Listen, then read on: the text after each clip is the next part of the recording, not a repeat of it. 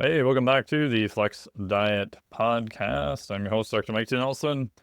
On this podcast, we talk about all things to increase muscle performance and improve body composition, all without destroying your health in a flexible framework. Today, this is just a shorter solo podcast. We've got another guest coming up this week again. I wanted to let you know that the Flex Diet certification is now open. This is as of today, which is Monday, January 6th. If you are interested in that, I will put a link down below, and it will be open until midnight, Monday, January 13th. This is 2005. Although I do have some fast action bonus items. For example, I'm giving away the whole advanced modules to the Flex Diet Cert. I initially thought about selling this as a level 2, but I have opted to give it away as a fast action bonus if you sign up before this coming Wednesday at midnight. I also have an exclusive talk all about sports supplementation that I did in Costa Rica a few years ago. It's never been released to the public. And if you sign up before Tuesday night at midnight, I'll actually give you a 1-hour private call with me. So $250 value at no cost. And on top of that, I've got even more bonus items listed on the sales page there with all the information at the link down below. So that's the first item of the podcast. I want to let you know that that is open. If you have any questions, let me know. If you're on the newsletter, you'll see a lot more information about it. It does not open again until June is the plan so far. So right now, the Flex Diet Cert opens twice a year, and the Physiologic Flexibility Cert opens twice a year. So once per quarter on either one of those. And the difference is the Flex Diet Cert is kind of like the true level 1, and it's based on primarily nutrition coaching and recovery. So we have 8 interventions that covers everything from protein, fats, carbohydrates. We even talk a little bit about exercise and even NEAT, so non-exercise activity thermogenesis, walking, and micronutrition, sleep, intermittent fasting, and a whole bunch more. And once you are at, I would say, like a B student with all of those, then the Physiologic Flexibility Cert, which is kind of like the level 2, would be the next one. And in that one, which is opening up in March again, that's where we look at what are some of the advanced things you should look at to become more resilient, anti-fragile, more robust, and increase your recovery ability. In the Phys Flex Cert, we look at the 4 main pillars, which is going to be number 1, temperature, sauna to cold water immersion, 2, pH changes, everything from different breathing techniques to true high intensity. Number 3 is going to be expanded fuels. This is expanded from the metabolic flexibility discussed in the Flex Diet Cert, which is open now. And in the Phys Flex Cert, we talk about ketones to lactate, and then we also talk about oxygen and CO2 regulation.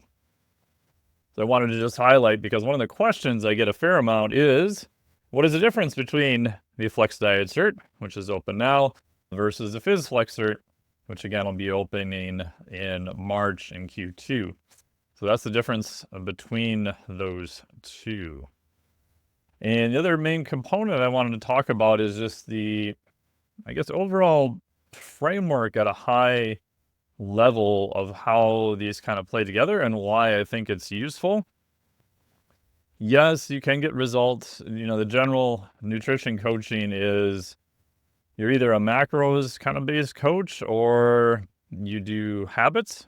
And again, I've used both. I don't think there's a right or wrong per se with my more advanced clients. And in my one-on-one practice, I tend to use more macro-based, although I have used habit-based, and I still revert back to that. The Flex Diet Cert on purpose does not necessarily talk ever about counting macros. It is very much a habit-based progression. And the two main reasons for that is, one, I think most people do much better with that progression. And then two, part of it is just some of the legality logistics that, we've had people complete it from all over the world, from many countries in the UK, Netherlands, Sweden, Finland, the UK, Australia, New Zealand, a bunch of people in Canada, Russia. I'm sure there's a bunch of other countries I'm leaving out. But even just in different states within the US, the legislation about what you can kind of formally say and being prescriptive with macros might be kind of an issue. So if you're doing a habit-based, you can definitely talk about nutrition. One of the things that is going away is this belief that if you are a trainer, that you cannot talk about nutrition. And that is not true.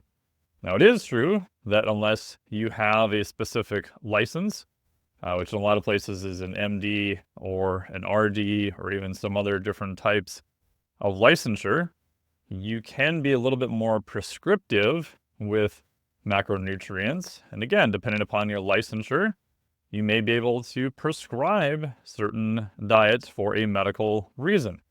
But that's not what we're talking about here. We're just talking about general health, performance, and body composition.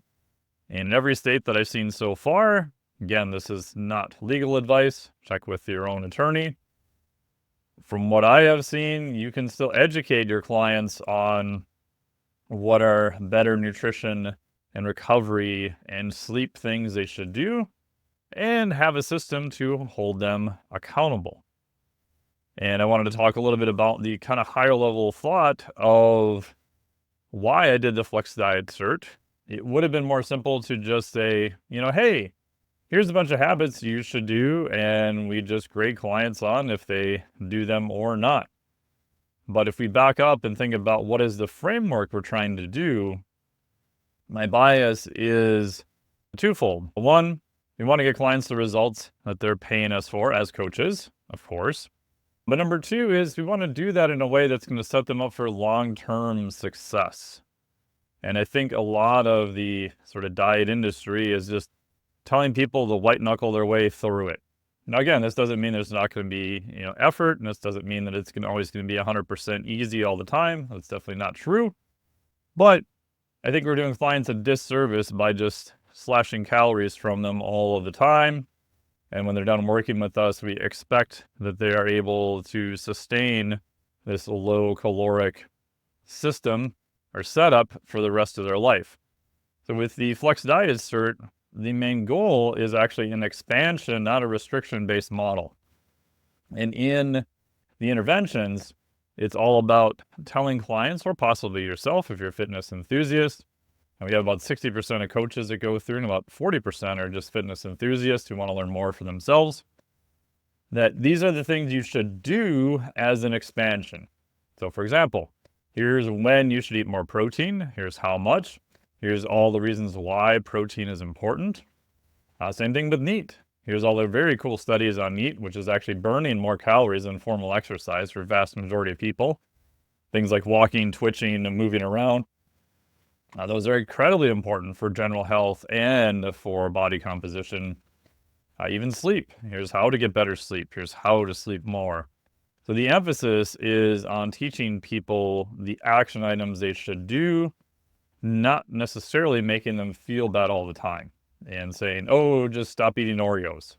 Oh, you idiot client, why can't you stop eating Oreos? I told you to stop eating Oreos. You're supposed to listen to me. I'm the coach, which is just kind of stupid advice. Yes, at some point, clients may need to eat fewer Oreos, but how do you get them to do that? And how do you still get them the result? If you could get them the result while allowing them to still eat some Oreos, they're going to be more compliant, and they're going to be able to do that in a long-term basis. So to do that, we emphasize things like eating more vegetables, eating more micronutrition, eating more protein, exercise, walking more, sleeping better, etc. This also works better from a psychological standpoint because humans are very visual-based in their thinking process. The example I use all the time is if I told you not to think of a pink elephant, I can guarantee you just thought of a pink elephant, even though I told you don't think of the pink elephant. So we tend to think of things visually, not the opposite. So by telling clients, I want you to focus more on protein, getting your step count in, getting to the gym, doing exercise, steps to improve your sleep, etc., we are emphasizing both consciously and subconsciously the thing that we want them to do better. This is also an expansion-based model, so that once they are done working with you, they have a higher metabolic rate. They're burning more total calories per day, what's called total daily energy expenditure, and the subset of that related to metabolic flexibility, which is what it's based on. They are actually burning the right fuels at the right time. Because again, I think there's too much emphasis on just the sheer numbers of calories that are associated with your resting metabolic rate, which can change, but it doesn't change a whole lot unless you're under very dramatic and kind of drastic scenarios. And even then, it doesn't move more than a few hundred calories per day on an individual basis. Yes, you will see big differences across different individuals, but that's mainly because of different muscle mass and different body size. On an individual level, it doesn't really change a whole lot. Now, you want to preserve that and you want to keep it as high as possible, but unless you lost just a massive ton of muscle or had something else happen, your resting metabolic rate doesn't change a whole lot. So I think there's an overemphasis placed on that. Second part is the total number of calories. We ideally want to be at a higher what's called flux rate. So a higher amount of calories in and a higher amount of calories out. That is just going to be much, much more sustainable in real life. The example I give is if you have to keep your weight stable at the mythical 1,250 calories per day. Don't ask me why that number always seems to show up for women. For guys, it's like 1,800. Versus someone who could be weight stable as a woman at, say, 2,200 calories, or a guy, 2,800 calories. Yes, you do have to put some time into exercise and movement, which has tons of other health benefits, but it's going to be way easier at a higher flux rate to be able to maintain that in the real world, so we're living in a world full of calories, than to just expect yourself to white knuckle your way through 1,200 calories the rest of your life, and then you go over a little bit and you gain weight.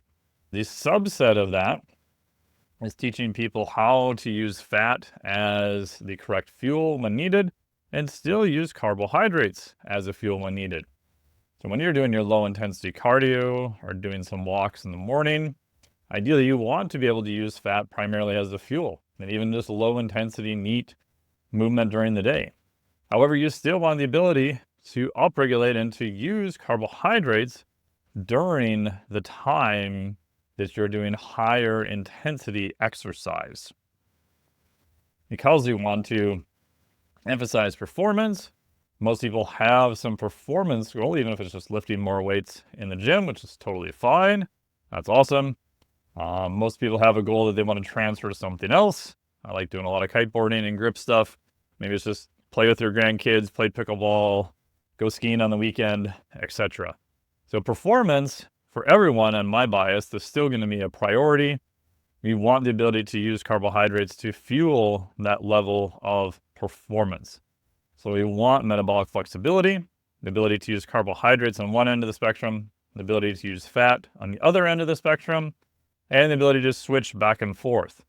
And switching back and forth should be more of almost an unconscious physiologic process.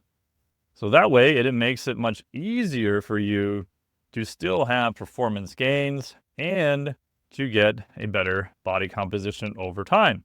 Because your body is more effective at using fat when it needs to, but we're still seeing performance gains by using carbohydrates when we need to.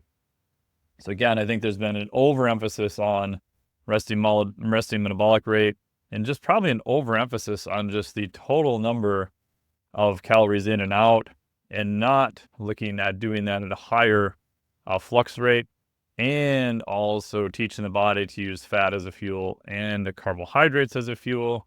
a la metabolic flexibility. So that is the basis of the Flex Diet certification. So the benefit is once clients learn the system and go through it, they can literally go about their life with less conscious oversight. Yeah, at some point you're probably gonna, may need a little more oversight here and there, but the goal is to train your body to expand your current capacity so that if you have a meal that's high in carbohydrates, a la metabolic flexibility, you can switch to oxidizing more of those carbohydrates. You can apply it better in your training. And when you have periods of time where you're not consuming calories, you can easily switch to using fat as a fuel. So you can go about doing whatever activities you need to do because you're using fat as a fuel. You're not getting stuck on either end of the spectrum, which I know kind of goes against all the kind of popular diet trends of, just only eat high carbohydrates or only eat high fat, like you don't need any carbohydrates, or you need to do some extreme, carnivore, protein only, type diet. Most people are living in the real world where they're going to have some protein, they're going to have some fat, and they're going to have some carbohydrates. And you want to train your body to handle all of those in the most effective manner so you can still see gains in performance muscle and still reach your body composition goals. So that is the main reason for the Flex Diet Cert. It is based on more of an expansion model. And the benefit is if you are more metabolically flexible, by definition, you have a healthier metabolism. We can do all sorts of crazy stuff to have you lose weight in the short term, but that's not going to be best for your health, and nor is it going to be sustainable. And maybe there's a time and a place for that for certain athletes. If you need an extreme weight cut and you have a sport and you're competing at a professional level where you're potentially making millions of dollars. But most people don't have too much of a problem losing weight and have an issue keeping the weight off. And my bias is that they go about it in a way where they are only focused on restriction. They're not looking at expansion of their body's current capacity to use more fuels, to use fat better, to use carbohydrates better, to have your body self-regulate better so you're not feeling like you're starving all the time. And you can easily oscillate between periods of, say, higher carbohydrate intake and periods of time where maybe just choose to do a period of fasting where you're using fat as a fuel source. So that is the genesis of that. And it is on sale or open for enrollment right now. They have a link down below with all of the details. As I mentioned, we do have some fast action bonus items that go away. The call goes away Tuesday night, and the advanced modules go away on Wednesday. We do have some other bonus items there on the enrollment page. If you have any questions on that, please email me. You'll also notice on the enrollment page, we've got a lot of expert interviews too. So not only will you learn the big picture of metabolic flexibility, the details of each intervention, which is all based on research, and then you'll learn exactly what to do by the 5 explicit action items for each intervention. So a lot of certifications are either really good at telling you what to do, but they don't give you any reason why, or they're pretty good at explaining the why, but then you're just kind of left to apply it on your own. I wanted something where you know exactly how to apply it and you understand the reason why you're going to apply it. The last part is we have a lot of, like I said, expert interviews, tons of people on there, from Dr. Dan Party talking about sleep, Dr. Hunter Waldman talking about metabolic flexibility, Dr. Eric Helms about flexible dieting, Dr. Mike Ormsby about protein and protein before bed, Dr. Peter Fishman about looking at contest preparation on more the extreme side of flexible dieting and what you would do for that. Dr. Jose Antonio about just feeding humans massive amounts of protein. Dr. Stu Phillips, one of the premier protein researchers in the world, about the role of protein and how it affects it. And even other expert interviews there too. So check out all the information there. If you have any questions, hit me up. If you want more information, I've got a ton of stuff going out to the newsletter this week. Just go to MikeTNelson.com. You'll find a little link for the newsletter, and all the information on the Flex Diet Cert is there below. It is open now as of Monday, January 6th through Monday, January 13th, 2025, and ends at midnight Pacific Standard Time. Thank you so much. Really appreciate it. As always, thank you so much for listening to the podcast. And we will have another bonus guest interview coming up this week. Thank you. This podcast is for informational purposes only. The podcast is not intended as a substitute for professional medical advice, diagnosis, or treatment. You should not use the information on the podcast for diagnosing or treating a health problem or disease or prescribing any medication or other treatment. Always seek the advice of your physician or other qualified health provider before taking any medication or nutritional supplement, and with any questions you may have regarding a medical condition. Never disregard professional medical advice or delay in seeking it because of something you have heard on this or any other podcast. Reliance on the podcast is solely at your own risk. Information provided on the podcast does not create a doctor-patient relationship between you and any of the health professionals affiliated with our podcast. Information and statements regarding dietary supplements are not intended to diagnose, treat, cure, or prevent any disease. Opinions of guests are their own, and this podcast does not endorse or accept responsibility for statements made by guests. This podcast does not make any representations or warranties about guest qualifications or credibility. Individuals on this podcast may have a direct or indirect financial interest in products or services referred to therein. If you think you have a medical problem, consult a licensed physician.